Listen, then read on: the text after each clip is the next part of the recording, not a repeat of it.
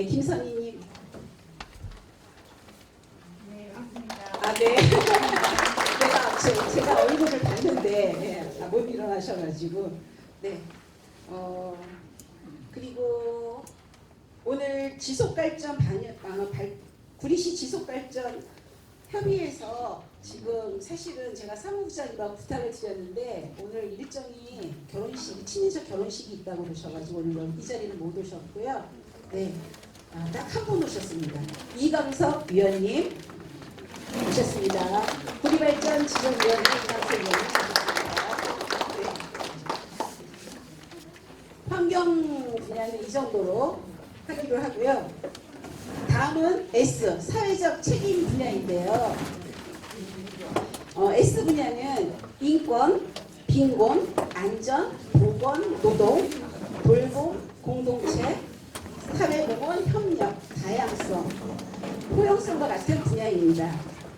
우선 네, 뒤에가 조금 번잡스럽긴 한데 IMF 외환위기 이후 실업과 빈곤 문제를 해결하기 위해 만들어진 지역자활센터가 구리에도 있는데요. 경기 구리지역자활센터 선웅진 센터장이 오셨습니다. 네. 이수연 실장님 오셨습니다. 네. 잠깐 마이크를 저희 센터장님께 드리도록 하겠습니다. 저는 올해도 그 경기 구리지역자활센터 운영위원을 하고 있어서 자활센터가 얼마나 의미 있는 일을 하고 있는지 잘 알고 있는데 모르시는 분들도 많으신 것 같아요. 그래서 제가 센터장님께 자활센터에 대한 소개를 잠깐 부탁드리겠습니다. 네, 먼저 고맙습니다. 축하드리고요. 지역자활센터는 IMF 이후에 일자리 문제를 해결하기 위해서 만들어진 사회복지 시설입니다. 구리지역자활센터는 구리지역의 빈곤, 기초생활 수급자분들이 일자리를 만들기 위해서 지원하고 있고요. 지금 한 80년. 아까 이제 계속 저한테 소개를 왜 안 시키냐라고 말씀하셨는데 제가 지금 이 분야에서 되게 중요한 분야에서 소개를 시켜드리려고 아까 그 상무위원회 소개에서 잠깐 드렸습니다. 원진 내용 노동자들의 인권과 권리를 보호하기 위해 활동해 오신 사단법인 원진산업재해협회 황동환 이사장님 오셨습니다.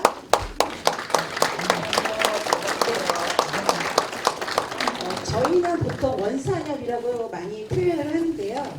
우리 저기 회장님께서 잠깐 마이크.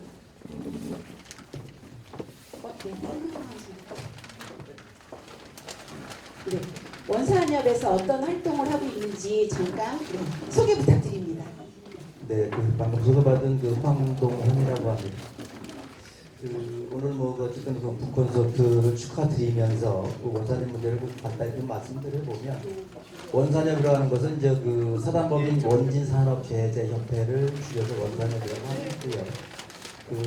원산협의 모태가 됐던 원진내윤 공장은 남양주시 도롱동 1번지 12만 평 대지유의 회사가 있었습니다. 1988년도에 산재 문제가 사회에 대두되면서 1993년도 7월 10일 폐업에 이르게 됐고요. 폐업 이후에 이제 직업병 관리 재단이 만들어졌고요. 그는 1993년도 이제 11월 21일 날 그리고 원산협이라고 하는 건 그 이후에 산업재해를 판정받은 분들이 오늘 현재 총 915명입니다. 915명이 판정을 받았는데 그 중에 5명을 제외하고 910명이 대해서 함께 공유할 수 있게 되어서 매우 기쁘게 생각하고 그런 의미에서 우리 김현 작가님의 수고하심에 여러분 큰 박수 한번 부탁드리겠습니다. 어떻게 짧게 이해할 수 있을까라는 생각을 하다가 두 가지 정리를 좀 해봤습니다. 매니페스토 공약이라는 게 있고 ESG 공약이라는 게 있습니다. 예전에는 그냥 공약 그랬습니다. 공약은 예를 들면 이런 겁니다. 일자리 많이 만들겠습니다. 이건 그냥 공약이지요. 매니페스토 공약은 거기에 구체적인 실천 계획과 또 실천 전략, 또 예산을 어떻게 투입할 것인가 하는 구체적인 실천 과제가 담기게 되면 매니페스토가 됩니다. 거기에 이제 ESG 이렇게 되면 예를 들면 방향성, 또 가치, 또 지속 가능성 등이 포함이 되게 됩니다.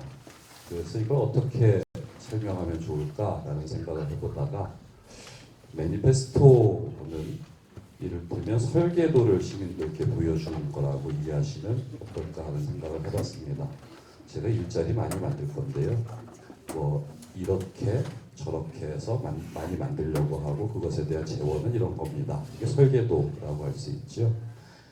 ESG 공약은 아마도 나침반으로 설명하면 어떨까 싶습니다. 우리가 추구하고자 하는 방향에 대해서 또 지속 가능성에 대해서 함께 공유하고 지역사회가 함께 실천하는 그런 공약을 ESG 공약이라고 하지 않을까라는 생각을 해봤고요. 얼마 전에 이 자리에 계신 김성태 부의장님께서 세 가지 멋진 말씀을 하셨어요. 저 뒤에 계신데 과거와 미래와 현재와 미래에 대해서 과거의 영역은 사법이 담당하고 현재의 영역은 행정이 담당하고 미래의 영역은 입법이 담당한다 이런 말씀을 하셨는데 대충 이해가 되시죠? 무슨 이야기인지.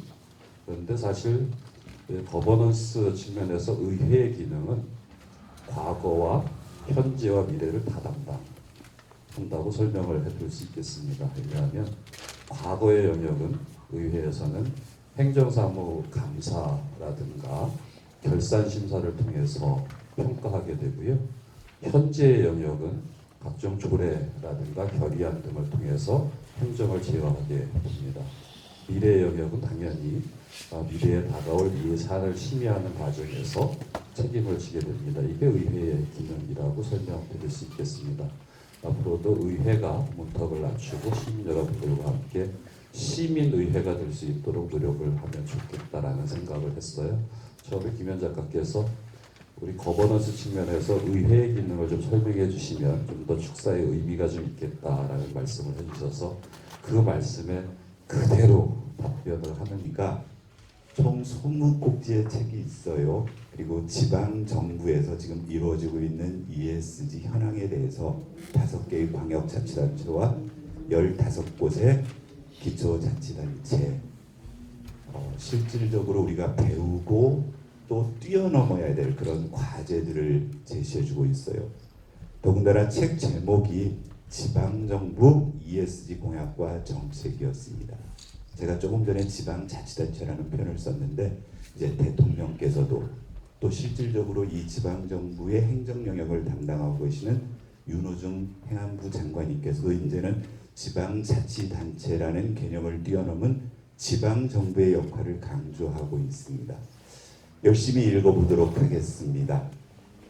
안타까운 것은 우리 구리시가 정말 이미 앞서서 잘 해가지고 이 15개의 기초지방정부의 우수 사례로 구리시를 연구하셨으면 좋았을 텐데 우리 연희씨가 저 멀리에 있는 광양시 사례를 연구해서 이 책에 담았어요.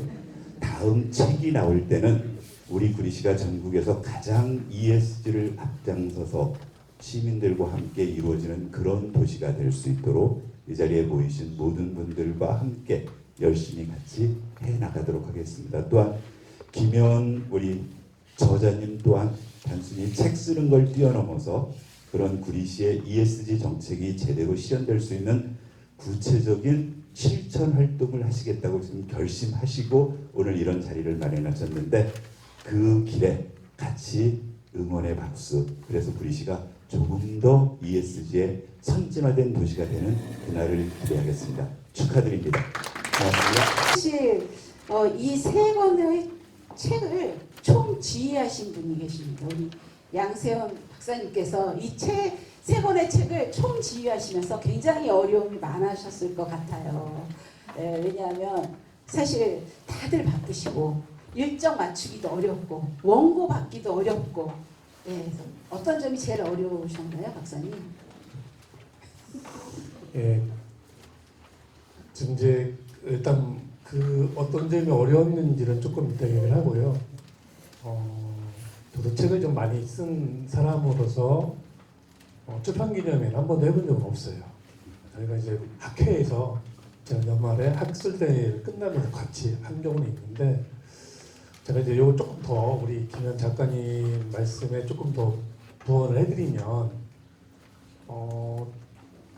뜬금없이 웬 구리시에서 ESG 뭐 이렇게 생각할 수 있는 분들도 계실 것 같아서 2년을 좀 말씀드리려 합니다. 한 8년 전에 우리 김현 작가님께서 대학원에서 제 수업을 한 3학기 정도 들었어요. 그때 사회적 경제 관련된 뭐 사회적기나 마을기업이나 협동조합이나 자활기업 또 기업의 정책 같은 수업을 들었는데 제 기억엔 수업이 끝나도 계속 토론을 좀 하시려고 하고 그런 기억이 있어서 그때부터 인연이 좀 있었고요. 그리고 그런 인연으로 인해서 2020년도에 지방정부 ESG 연구회라는 걸 만들었고 비영리법이 있는데 거기에 상임이사를 현재 맡고 계세요. 그래서 본격적으로 그때 공부를 시작을 했고 한 1년 반 정도 공부를 한 이후에 지금 하는 지방정부 ESG를 2023년 11월 달에 처음 출간을 했고요. 그때 김현 작가님 맡은 파트가 7장의 ESG 그린워싱과 리스크란 제목의 글을 썼는데 요때 요 그린워싱이거든요. 하지 않은데 하는 것처럼 표시내는 비판적 그런 논문이었는데 이 부분들이 많이 약간 센세이션을 좀 일으켰다고 할까요? 그런 부분이 있었고 그때 390페이지짜리였습니다. 또 이번에 이제 380페이지짜리 또 408페이지짜리를 하는데 방금 김현 작가님께서 말씀하신 대로 교수님들과 박사님들 그다음에 전문가들이 같이 하다 보니까 하는 것이 같지 않고 수업들이 다 다르고 이러다 보니까 회의를 온라인으로 주로 많이 하는 경우가 많이 있었습니다. 오프라인에 만나려면 정말 힘들고 꼭 뭐 다 만날 수 없기 때문에 그런 부분이 가장 어려웠음에도 불구하고 이렇게 이제 우리 김현 작가님이라든지 다른 박사님들이 열정적으로 도와주셔서 누군가에도 저는 숟가락만 얹은 상황에서 그렇게 열심히 했다. 특별한 어려움 없고요. 뜻이 있으면 같이 뭉쳐지면 같습니다. 그 정도로 말씀드리겠습니다. 네. 어려움은 없었다고 하시지만 그때 제가 함께하면서 옆에 지켜봤을 때는 굉장히 힘드셨습니다. 네. 그리고 또 우리 안수지 박사님께서는 책을 이렇게 내면서 좀 아쉬운 점이 있으셨나요?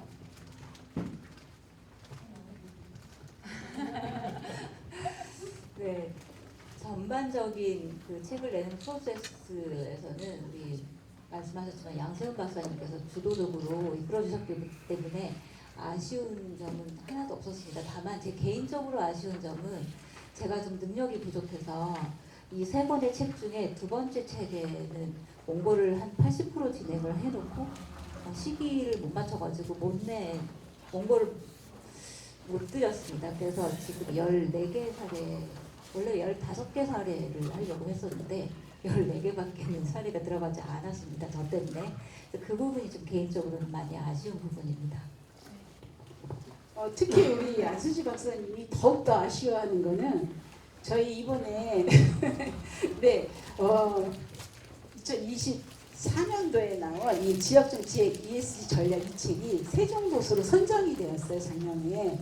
그래서 자랑도 할 겸 네, 어떻게 우리 지역정책 ESG 전략이 어떻게 세종도서로 선정되게 됐는지 우리 양세형 박사님 얘기 좀 해주시겠어요?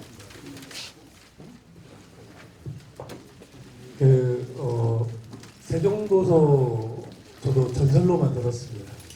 그러니까 그 책을 내신 교수님들이 가장 선정되고 싶어하는 것이 세종도서의 학술도서라든지 교양도서 둘 중에 하나인데 제 주변에 세종도서에 선정되신 분들이 저는 지금까지 거의 듣지를 못했었거든요. 그런데 저희가 이 책이 2024년 7월 25일 날인가요? 이때 책이 나왔었는데 단순히 사례는 아니고요. 여기 이제 반려동물과 뭐 동물복지와 ESG라든지 아니면 김현 선생님이 쓰셨던 부분이 지역경제와 ESG 이 내용이 있고 그 안에 아마 사례가 제가 기억나기는 구리시 전통시장 사례로 들어가 있는 걸로 알고 있습니다. 보통 그래서 이제 아까 보다 세종도서 우수 학술도서가 지정이 되면 그러면 이게 무슨 효과가 있느냐? 이제 문화관광부에서 정식으로 지원을 하는 사업이고요. 선정이 되면 대한민국에 있는 공공기관의 모든 공공기관에 무료로 배부가 됩니다. 또 심지어는 저희 외국에 있는 영사관에 문화원에 다 배부가 된 그런 그게 뭐냐면 그만큼 쉽지 않은 작품인데 14분의 박사님들이 힘을 합쳐가지고 선정이 됐다는 말씀을 드리고 굉장히 그 뭐랄까요 앞으로 우리가 또 이걸 받을 수 있을까 정도의 올해 작년 책이지만 이제 올해 지난달에 1년 정도 뒤에 72명이 심사를 하고요 1차, 2차 심사를 해서 선정되는 거기 때문에 작년에 학술부문에 총 340 몇 권만 선정이 됐거든요. 굉장히 귀중한 상이라고 보여지고 되게 되고 보니까 작년 25년 말에 상당히 행복했던 기억은 평생 지기 학술도 세종부서 학술조서에 선정됐다는 것은 평생 기억으로 담고 가려고 합니다. 우리 안수지 박사님은 디자인을 전공하셨는데요. 그래서인지 그 공공 디자인 ESG에 관한 내용을 책에 서술하셨습니다. 저희가 그 어느 도시를 방문하다 보면 그 도시의 얼굴이 사실은 그 공공 디자인이 그 도시의 얼굴이 될 수 있거든요. 그만큼 그 지역의 역사나 철학을 공공 디자인에 담아야 하는데 우리 안수지 박사님께서는 그 어떻게 공공 디자인 ESG에 대한 고민을 시작하게 되셨는지 한번 얘기를 들어보도록 하겠습니다. 네. 이건 이제 제가 일하고 있는 분야에 대한 이야기입니다. 사실 사람이 어떤 생각을 하고 어떤 결정을 하고 행동을 하는 데 있어서는 가장 중요한 게 개인이 가진 혹은 어떤 조직이나 그 구성원이 가진 관점이 굉장히 중요하다고 생각을 합니다. 그런 차원에서 말씀을 드리려고 하는데요. 지금 공공디자인이라는 단어를 우리 김혜원 저자님께서 말씀을 하셨는데 혹시 공공디자인이라는 단어를 들어보신 적이 있으신 분 계신가요?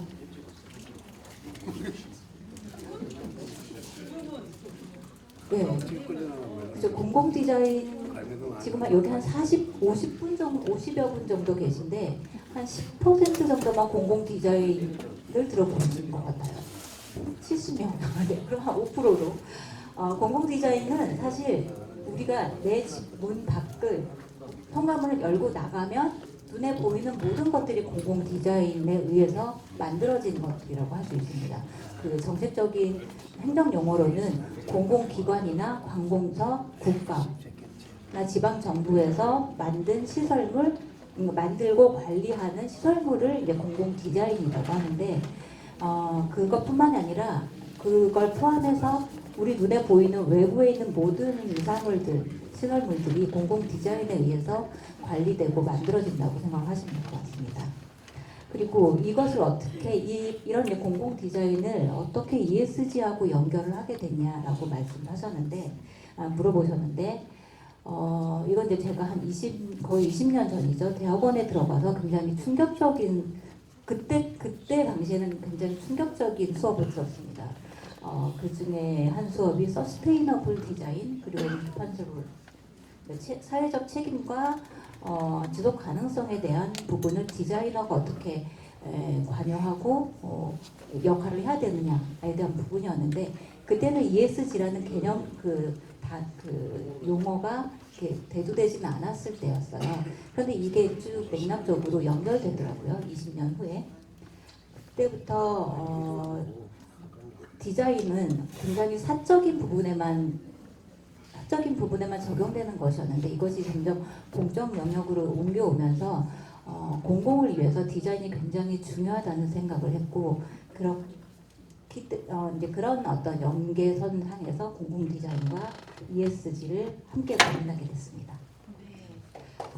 그러면 그 지역의 정체성을 잘 드러내는 혹시 공공 디자인을 예를 들어 주실 수 있을까요? 사실 이런 건 그림으로 보여드리면서 하면 가장 좋은데 그냥 말씀만 드리겠습니다. 한 3가지 사례를 들어보겠습니다. ESG니까 ESG 각 세 분야를 하나씩 말씀드리도록 하겠습니다. 먼저 제주도 사례를 말씀드리겠습니다. 이 제주도 사례는 지방 정부에서뿐만 아니라 기업에서 함께 참여한 사례라고 할 수 있는데요. 제주 올레길 혹시 다녀와 보신 분들 계시죠? 거기 보면 모작 벤치라고 동그란 벤치가 그 돌 위에 이렇게 올려져 있는 그런 벤치를 보셨을 수도 있을 것 같아요. 근데 나중에 또 올레길을 가시게 되면 유심히 한번 살펴보시기 바랍니다. 이 모작 벤치는 락앤락을 다 아시죠? 그릇을 만든 플라스틱으로 그릇을 만드는 회사인데 여기서도 역시 플라스틱 그릇이 수명을 다하면 이렇게 버려지게 되잖아요. 그런 폐 플라스틱을 모아서 만든 벤치가 모작 벤치입니다. 그래서 락앤락과 그 지방 정부가 같이 협업을 해서 만든 사례가 이제 모작 벤치 사례이고요. 이 프로젝트는 러브 포 플래닛이라고 지구를 사랑하는 마음에서 폐 플라스틱을 모아서 이것으로 공공시설물을 만든 사례라고 할 수 있습니다. 그리고 수원시 같은 경우에는 굉장히 오래 전부터 인권 관련해서 인권센터가 활발히 활동을 했었고 인권센터에서 공공 디자인 부서에 의뢰를 해서 공공 디자인에 인권 서로 배려하는 그런 시설물들을 좀 만드는 그런 어떤 기준을 만들어 달라 해서 수원시 같은 경우에는 유니버설 디자인 그리고 범죄 예방 디자인 분야를 공공 디자인에 적극적으로 좀 반영을 많이 해서 현재 가장 앞서가는 그런 사례들이 많이 있지 않나 싶습니다. 특히 공공기관과 또 장애인 배려 시설들이 공공기관의 장애인 배려 시설들이 많이 설치되어 있는 사례들을 실제로 수원시 공공건축물들을 방문을 해보시면 알 수 있으실 거고요. 서울시 같은 경우에는 지금은 이제 공공 디자인 조례로도 공공 디자인 쪽에도 이제 조례가 있습니다. 공공 디자인 조례에 몇 년 전부터 이 부분을 명시하고 있는데 사회 문제를 해결하고 이 사회 문제를 해결하는 부분에 있어서 시민들의 참여를 적극적으로 유도하는 그런 내용이 조례에 포함이 되어 있습니다. 그래서 공공 디자인 시설물을 만드는 데 있어서 관에서 행정적으로 그 행정가와 전문가들의 시선에 의해서만 어떤 시설물을 설치하고 관리하는 것이 아니라 그 모든 과정에서 시민들이 참여할 수 있는 제도를 만들어서 운영을 하고 있거든요. 그런 사례들을 좀 예를 들어보시겠습니다. 네. 감사합니다. 정말 이 사진이 있어야 금방 와 닿았을 텐데 사실 저희가 PPT를 준비할까 막 이런 고민을 했었어요. 근데 너무 학회 같을까 봐 그렇게 하지 말고 편하게 이야기하는 시간을 하자 해서 저희가 PPT 준비를 안 했는데 약간 아쉬운 부분이에요. 네, 다음 얘기하기 전에 제가 아까 조금 내빈 소개 중에 몇 분 빠진 분이 있어서 잠시 내빈 소개 한 번 하고 지나가겠습니다. 멋진 여성의 정경희님 참석하셨습니다. 네. 그리고 해보부 사회적협동조합 대표이신 최정희 대표님 참석하셨습니다. 그리고 지난 겨울 강화문에서 그 눈발을 함께 맞았던 우리 박선자 위원님 참석하셨습니다. 네, 그러면 다시 묶어서 들어가겠습니다. 저희 양세형 박사님께서는 이 책에 그 동물복지 아마 지금 여러분들 집에 이렇게 애완견이나 아니면 그 고양이를 키우시는 분들이 많으실 텐데요. 그 동물복지와 ESG라는 이런 글들을 쓰셨어요.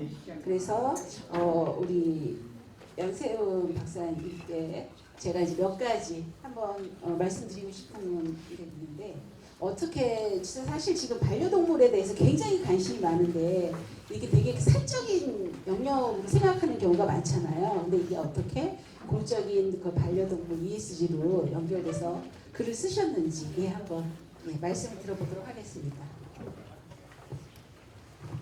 먼저 지금 제가 앞에서 보면서 저도 긴장을 할 수밖에 없는 게 이 ESG라는 용어를 지금 여기 계신 분들이 다 소화를 못하고 계실 텐데 저희가 자꾸 ESG 하는 것 같아서 좀 진짜 죄송하고요. 그래서 좀 편한 이야기를 좀 드리려고 합니다. 저도 22년 동안 우리 그 푸들 사랑이를 키웠었는데 지난 5월달에 무지개다리 건넜습니다. 22년간 집에서 같이 키우다 보니까 우리 둘째 아이한테는 그게 동생이에요. 22년 동안 동생이다 보니까 그 아이한테 미치는 영향이 엄청 컸고 결국 그 아이가 대학교 진로 선택할 때 동물 관련된 학과를 진학을 하게 되고 또 현재 그쪽 관련된 일을 하고 있을 정도로 그만큼 우리 생활에 상당히 밀접해 있는 게 이제 소위 말하는 반려동물이잖아요. 저도 시골에서 자라가지고 강아지는 어디서 살아야 돼요? 마당에서 살아야 된다고 생각하고 우리가 먹는 밥 남은 걸 저희 어머니가 동태에 그렇게 말아서 주고 이랬던 기억밖에 없는 사람이 어느 날 제가 사는 아파트에 들어왔는데 이 들어오던 계기를 잠깐 말씀드리면 제가 담배를 못 끊어가지고 한 10몇 년 동안 수없이 많은 경고를 받다가 마지막에 저희 둘째 아이한테 썼던 각서가 뭐냐면 한 번만 더 담배를 피다 걸리면 제가 가장 싫어하는 게 강아지였는데 강아지를 집에서 키우는 걸로 각서를 썼어요. 절대 걸리지 않겠다는 생각에서 수없이 이제 했는데 어디서 걸렸냐면 대학로 공연을 보고 나오다가 이제 공연이 1시간씩 넘잖아요. 나와가지고 이제 구석으로 골목으로 들어가니까 우리 아이들이 따라와서 조용히 찍고 있었던 거예요. 제가 트럭 뒤에서 정말 창피할 정도로 쭈그려 앉아가 이렇게 피고 있었던 거예요. 그리고 이제 집에 딱 도착했는데 갑자기 이제 와이프하고 큰아이 작은 아이가 갑자기 어디서 갔다 온다는 거예요. 그래서 어딜 가는데 그랬더니 기다려 보래요. 넌 데려온 애가 푸들이었어요.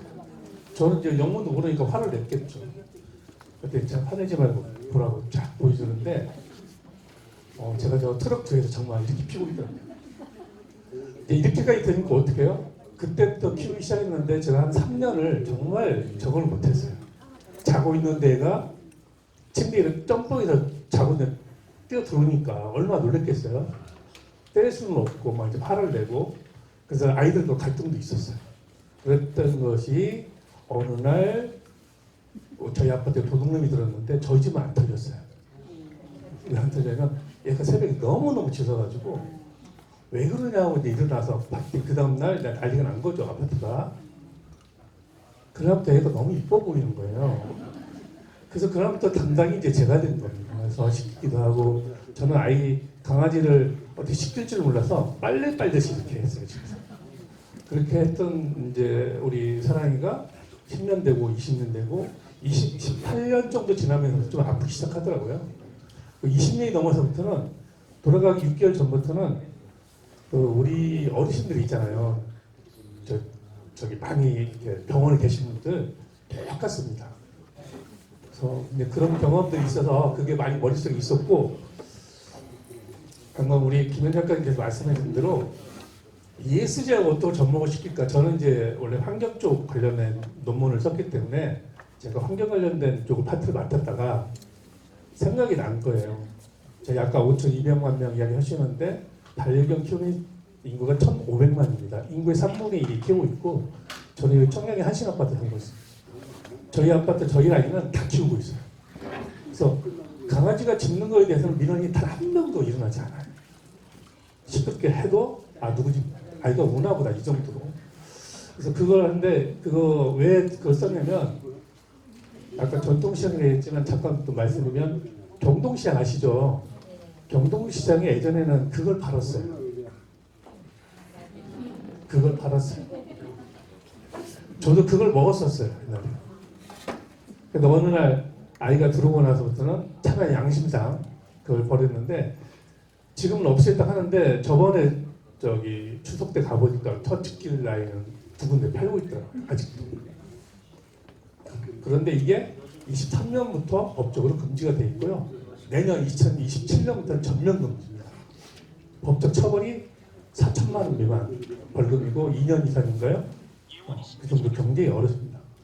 그래서 ESG를 전파를 하는데 가장 빠르게 이야기할 수 있는 테마가 무엇일까라고 생각하는 판 중에 그래서 제가 의도적으로 반려동물을 테마로 잡은 거고 실제 자료를 조사해 보니까 3군데를 샀는데요. 서울시는 동물복지지원센터가 4군데가 있습니다.